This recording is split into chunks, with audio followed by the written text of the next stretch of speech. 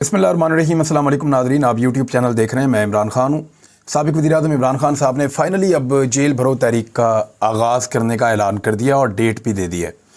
लाहौर में video link के ज़रिए वो खिताब कर रहे थे और एक दिन पहले रात के वक्त जो सिचुएशन रही ज़मान पार्क के बाहर और जो कुछ होता रहा सारी रात, जिस तरह पुलिस मौजूद थी और फिर सोर्सेज़ ने मुकम्मल इन्फॉर्मेशन दी कि वाकई में इमरान खान साहब को गिरफ़्तार करने का एक घिनौना मनसूबा बनाया गया था और ये भी कोशिश की जा रही थी पुलिस की और कारकुनों की झड़पें हो जाएं, जिसके बाद मज़ीद दहशत गर्दी के और दीगर मुकदमात दर्ज किए जाएं। एक तरफ रियासती इदारे और जो हुकूमत है वो हर तरह से हथकंडे इस्तेमाल कर रही है, फाशिस्ट हथकंडे, और उसके मुकाबले में इमरान खान साहब ने अपनी एक सियासी हिकमत अमली दोबारा बनाई और उन्होंने कहा कि अब जेल भरो तहरीक जो है उसका आगाज़ करने का वक्त आ गया है। इसके असरात क्या होंगे, जिन लोगों को समझ है, जो लोग दिमाग वाले हैं, उनको आइडिया हो जाएगा। बहरहाल इमरान खान साहब ने क्या कहा? इमरान खान ने कहा कि हमने रज़ाकाराना तौर पर असम्बलियाँ तोड़ी ताकि कोई न्यूट्रल निगरान हुकूमत आए, लेकिन हमारे मुखालिफिन को ऊपर बिठाकर हमें हरासा किया जा रहा है। इमरान खान ने कहा कि 25 मई 2022 को हमारे एहतजाज पर तशद्दुद करने वाले 23 अफसरान के हमने नाम दिए थे, मगर पंजाब की निगरान हुकूमत ने उनमें से 16 को दोबारा से वापस तैनात कर दिया। उन्होंने कहा जो हमारे ऊपर 23 लोगों ने तशद्दुद किया था, जुल्म किया था, उनमें से 16 को वापस तैनात किया गया है। इमरान खान ने कहा कि chief justice Lahore high court के दामाद अली अफजल साई के लिए पहले एक आदमी को पकड़ा, इस पर तशद्दुद करके उसके ज़रिए मुकदमा बनाया गया और अब कौमी एहतसाब ब्यूरो के ज़रिए उनको तलब किया जा रहा है। मैं आपको पिछले वीलॉग में बता चुका हूँ कि अली अफजल साई पंजाब के बेहतरीन वज़रा में से एक था। जो एस्टेब्लिशमेंट के लोग यहाँ पे ड्यूटी कर रहे थे वो सब ये कहते थे कि ज़बरदस्त और शानदार आदमी है, वो chief justice Lahore high court का दामाद है। अगर उसको पैसे ही बनाना होता तो वो वकालत के शोबे से मुंसलिक रहता और करोड़ों अरबों रुपया बना सकता था अगर वो करप्ट आदमी होता तो। लेकिन वो पाकिस्तान तहरीक इंसाफ के पास सियासत कर रहा है, बिल्कुल एक नौजवान सियासतदान है। और मैंने जो उसके बारे में जितना कुछ भी सुना है या जितना मैं जानता हूँ, लोग ये कहते हैं कि वो इस कैबिनेट के बेहतरीन वज़रा में से एक था और करप्शन का कोई एक धेले का भी उसके ख़िलाफ़ कोई इल्ज़ाम नहीं है।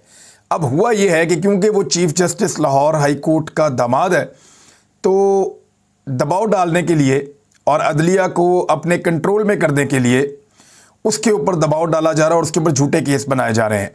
केस बनाने के लिए बाकायदा एक झूठा जुमला शामिल किया गया और उसका मैंने चैलेंज कल आपको किया था कि कोई भी शख्स ये चैलेंज कबूल करे और साबित करे कि जिस जगह पे अली अफजल साई पे ये इल्ज़ाम लगाया गया, क्या वो अपनी सारी ज़िंदगी में उस जगह पर गया है। अगर तो वो गया है तो फिर वो इल्ज़ाम उस पर लगा दें। वो कभी उस जगह पे कभी ज़िंदगी में नहीं गया, उस बिल्डिंग में कभी वो अपनी पूरी लाइफ के अंदर घुसा ही नहीं, उसको पता ही नहीं वो अंदर से कैसी है, और उसके ऊपर एक नैब का केस बनाया गया है। ठीक है, मौजें करने दें। इमरान खान साहब ने कहा, और वो अली अफजल साई भी डट गया, उसने कहा कोई मसला नहीं है, नैब बुला रही है, मैं आऊँगा। और वो जो नैब को बताएगा ना चीज़ें, वो नैब रिकॉर्ड पे भी नहीं ला सकेगी। मैं आपको फिर कह रहा हूँ कि अली अफजल साई जो चीज़ें नैब के रिकॉर्ड के ऊपर लेकर आएगा, उनको जो चीज़ें बताएगा, नैब उनको लिख भी नहीं पाएगी। मैं फिर कह रहा हूँ नहीं लिख पाएगी, क्योंकि बहुत सारे ऐसे लोग हैं जिनके नाम लेकर वो बताएगा कि किस किस ने क्या क्या किया है और किस किस तरीके से किया है और किस किस के कहने पर किया है। तो ये एक नई मुसीबत बन जाएगी पाकिस्तान की एस्टेब्लिशमेंट के लिए। इमरान खान ने कहा कि जब आदम सवाती को तशद्दुद का निशाना बनाया जा रहा था तो उन्हें बताया जा रहा था कि इमरान खान को बताएं कि उनके साथ भी यही होगा। इमरान खान ने कहा कि मैंने खुद पर होने वाले हमले का पहले बता दिया था, लेकिन जिन्होंने हमला किया वो इक़्तिदार में थे। वैसे इमरान खान साहब पे हमला करने वाला एक हमलावर जो है उसकी आज ज़मानत मंजूर हो गई है। बनाना रिपब्लिक है ना, यानी आप अंदाज़ा कर लीजिए कि साबिक़ वज़ीर-ए-आज़म के ऊपर अटैक का मामला है और एक की ज़मानत हो गई है। इदारों की इन्वेस्टिगेशन ही ऐसी है। और मैंने आपको कुछ अर्सा पहले एक क्लिप में ये बताया था, एक वीलॉग में, कि इमरान खान साहब का रिकॉर्ड गायब कर दिया जाएगा जो JIT का है। वो जिस दफ्तर में है उस दफ्तर के अंदर से या तो गायब हो जाएगा या आग लग जाएगी या कुछ और किया जाएगा, क्योंकि दफ्तर को सील कर दिया गया है। अब मुबैना तौर पे ये इत्तला आते हैं, असद उमर साहब ने भी क्लेम किया है कि वो रिकॉर्ड गायब हो गया है, जो JIT का रिकॉर्ड था, जो ये बताता था कि 3 हमलावर जो ये बताता था कि मनसूबा बंदी के तहत अटैक हुआ, जो ये बताता था कि हमले की तफसीलात क्या है और किस तरीके से ये सारा मैनेज किया गया है, कौन कौन से ऑफिसर्स इसके अंदर घटिया काम करने में इन्वॉल्व हैं हमले के बाद, और किस किस ने ये सारी फुटेजेस बनवाई, ये बयानात रिकॉर्ड किए, कौन कौन इसमें शामिल था, कौन कोऑपरेशन नहीं कर रहा, वो सारा रिकॉर्ड जो है उसको अब गायब किया जा रहा है या कर दिया गया है। तो मैंने क्या कहा था जरा ये आप थोड़ा सुन लें। दबाव इसलिए डाला जा रहा है कि आप ये कहें कि अकेला हमलावर था। ये जो 3 हमलावर वाली कहानी आ रही है, ये जो बाकी बुलेट्स आ रही हैं, ये जो बाकी हमलावर का जिक्र हो रहा है, ये जो गोलियां ज़्यादा लोगों को लगेगा तस्करा हो रहा है, ये सारी चीज़ों को आप छोड़ दें और आप ये कहें कि नहीं ये हमलावर जो है वो एक ही था। 4 लोगों को बुलवाया गया है 2 जगह पे, उनके ऊपर दबाव डाला गया है। उनके दफ्तरों में भी लोग वैसे चक्कर लगा रहे हैं और मुख्तलिफ तरीक़ों से, जैसे दबाने का डराने का एक तरीका होता है, वो इस्तेमाल किए जा रहे हैं। हो सकता है कि आने वाले दिनों में JIT के मेंबर्स इतने तंग आ जाएं कि उनमें से कुछ लोग ये कहना शुरू हो जाएं कि जी बिल्कुल वो हमलावर जो है वो अकेला ही था, हमें तो गलत चीज़ें बताई गई। हो सकता है कि दबाव बहुत ज़्यादा बढ़ जाए। दबाव डालने के लिए ये कहा जाता है कि फिर नौकरी तो आपने यहीं पर करनी है, फिर नौकरी जो है वो तो पोस्टिंग भी होती है, ट्रांसफ़र भी होती है, और नौकरी मुश्किल भी बना दी जाती है, नौकरी ख़तरे में भी डाल दी जाती है, मुख्तलिफ इंक्वायरीज़ भी खोल दी जाती हैं। फिर उसके अलावा ब्यूरोक्रेसी को या ऑफिसर्स को कंट्रोल करने के और 100 तरीके हैं। उनकी फ़ाइलें जो हैं वो खोल दी जाती हैं, या उनकी जो एक रिपोर्ट बनती है, ACR कहते हैं गालिबन उसको भी ख़राब किया जाता है। तो ये सारी चीज़ें ताकतवर लोगों के, मुक़्तदर हलकों के हाथ में होती हैं, तो एस्टेब्लिशमेंट इन चीज़ों को कंट्रोल कर सकती है। लिहाजा इनके ऊपर काफ़ी दबाव है कि इनकी नौकरी ख़राब कर दी जाएगी, जो लोगों ने मुझे बताया। बल्कि एक ने तो बहुत सख्त अल्फाज में बताया कि इस तरह की चीज़ें जो हैं वो इन ऑफिसर्स के ख़िलाफ़ की जा रही हैं और लगातार की जा रही हैं। जी, तो मैंने आपको पहले ये बताई थी बात, और वो साबित हो रही है। इमरान खान ने कहा कि निगरान हुकूमत का काम इंतखाबात करवाना है, लेकिन उसने आकर सबसे पहले JIT तब्दील कर दी, और फिर उन्होंने कहा कि आइन वाज़े तरीके से कहता है कि इलेक्शन 90 रोज़ के अंदर होने हैं। 91 दिन का मतलब ये होगा कि जो भी निगरान हुकूमत होगी वो गैर आइनी होगी। चीफ इलेक्शन कमिश्नर को मालूम है कि असम्बली ख़त्म होने के बाद 90 दिन में इलेक्शन करवाने हैं। कहा जाता है कि पुलिस नहीं होगी, फ़ौज नहीं होगी। ख़तरनाक बात है कि चीफ इलेक्शन कमिश्नर इलेक्शन कराने से माजूरी जाहिर कर रहा है। जिस दिन आइन पर अमल नहीं होगा, अदलिया आइन पर अमल नहीं करा सकती। अगर अदलिया आइन पर अमल नहीं करवा सकती तो इससे बड़ी बर्बादी और कोई नहीं है इस मुल्क के लिए। जब अदलिया ही आइन पर अमल दरामद नहीं कर सकती तो मतलब आइन ख़त्म हो गया। अगर अदालतें कानून पर अमल दरामद नहीं करवा सकती तो उससे ज़्यादा मुल्क और बर्बादी मुल्क की कोई नहीं हो सकती। असम्बलियाँ आइन को सामने रख कर तहलील की थी, क्योंकि 90 दिन के अंदर इलेक्शन करवाना लाजमी है। 91 दिन निगरान हुकूमतें गैर आइनी होंगी। वादे अहकामात के बावजूद इलेक्शन कमिश्नर और गवर्नर आइन के मुताबिक नहीं चल रहे। हैरत की बात यह है कि इलेक्शन कमीशन बेबसी का इजहार कर रहा है कि पैसे नहीं है, कोई इदारा ताउन नहीं कर रहा, और अदालतें आइन की तशरीह कर रही हैं। इसके बावजूद कोई भी इदारा कहे कि हम ताउन नहीं कर सकते तो इसके बाद मुल्क का कानून ख़त्म हो गया। उन्होंने कहा जंगें और जल्जले मुल्क तबाह नहीं करते, मुल्क उस वक्त तबाह होते हैं जब आइन पर अमल नहीं होता। दूसरी जानिब इमरान खान साहब ने जेल भरो तहरीक का आगाज़ 22 फरवरी से करने का ऐलान कर दिया है। 22 फरवरी यानी बुध वाले दिन जो है वो आगाज़ हो जाएगा जेल भरो तहरीक का, और जेल भरो तहरीक के नतीजे में हज़ारों लोग तैयार हैं कि वो जेलों में जाएं। मैं आपको फिर बता देता हूं कि पाकिस्तान की जो जेलों की कैपेसिटी है वो 65,000 है, लेकिन जो इनके अंदर पहले से कैदी मौजूद हैं वो लगभग 90,000 हैं। पहले ही लगभग कोई 25,000 कैदी ज़्यादा हैं जेलों में, और अब अगर 10, 15, 20,000 कैदी और आ जाते हैं, वैसे PTI तो बहुत ज़्यादा कैदियों का दावा कर रही है, तो फिर ये सिस्टम जेलों का चौक हो जाएगा और कोई और रास्ता बचेगा नहीं। बहरहाल 22 तारीख यानी बुध वाले दिन गिरफ्तारियां शुरू होंगी। देखते ये हैं कि PDM की हुकूमत को वैसे भी बड़ा शौक है गिरफ्तारियां करने का, मारधाड़ करने का, पकड़ दकड़ करने का, तो वो अपना शौक पूरा कर सकते हैं। लेकिन इस वक्त जो सबसे अहम जिम्मेदारी आ गई है वो पाकिस्तान की अदलिया पे आ गई है।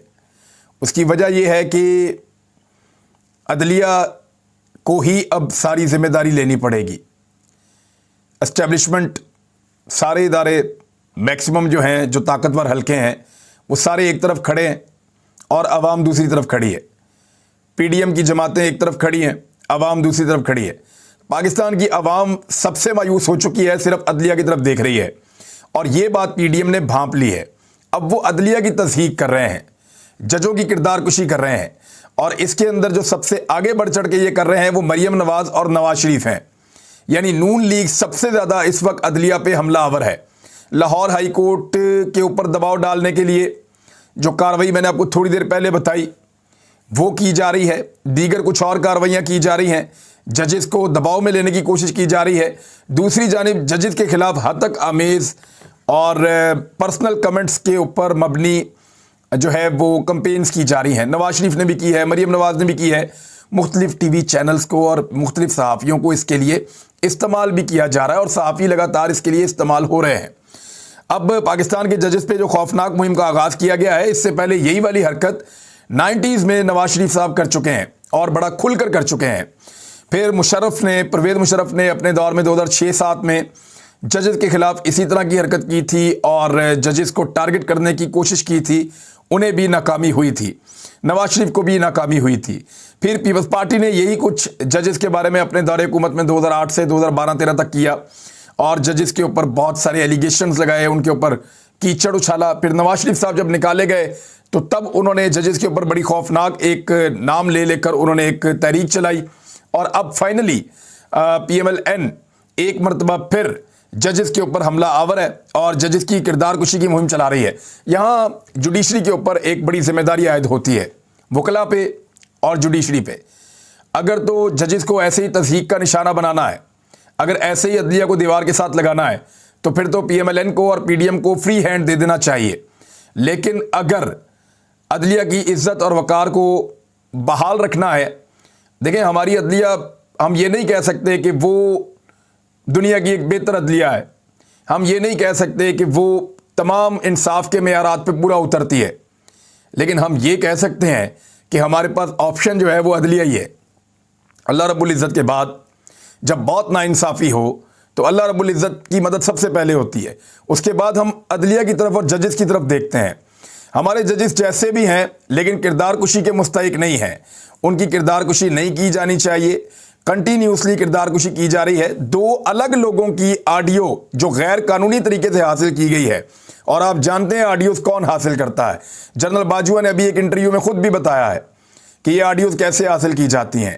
بہرحال 2 الگ لوگوں کی ایک آڈیو کو غیر قانونی طور پہ حاصل کیا گیا اور اس کو ایک تیسرے جج کے ساتھ جوڑا گیا، اور نواز شریف لندن سے بیٹھ کے بیانات دے رہا ہے۔